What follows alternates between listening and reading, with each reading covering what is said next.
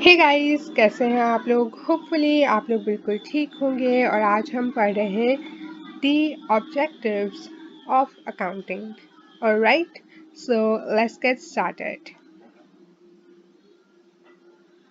Accounting lets people and organisations no.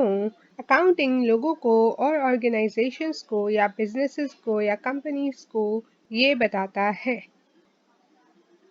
कि क्या आप प्रॉफिट बना रहे हैं या आप लॉस में हैं।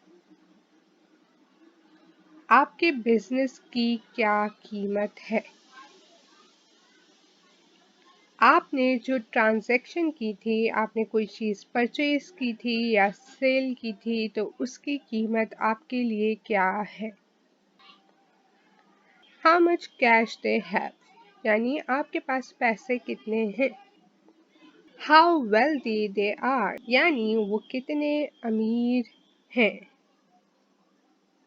How much they are owed, यानी आपके कर्जदार कितने हैं। How much they owe to someone else, यानी आप पर किस किस का कर्जा है। Enough information so that they can keep a financial check on the things they do. Accounting आपको काफ़ी मालूमात देता है ताकि आप अपने कामों पर, अपनी चीज़ों पर फाइनेंशियल चेक रख सकें।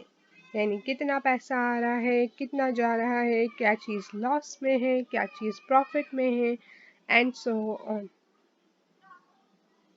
However, the primary objective of accounting is to provide information for decision making. क्या है प्राइमरी, यानी सबसे मेन ऑब्जेक्टिव अकाउंटिंग का है कि आप मालूमात दें डिसीजंस बनाने के लिए। जैसा कि हमने डेफिनेशन में भी डिस्कस किया था कि अकाउंटिंग की सबसे बड़ी नीड यही है कि इसकी इंफॉर्मेशन डिसीजन बनाने में मदद देती है। ठीक है, तो these were the objectives of accounting. I really hope आपको अच्छी लगी ये वीडियो। If लगी तो make sure to give this video a thumbs up, do subscribe and share, and I will see you guys in my next video. Bye guys!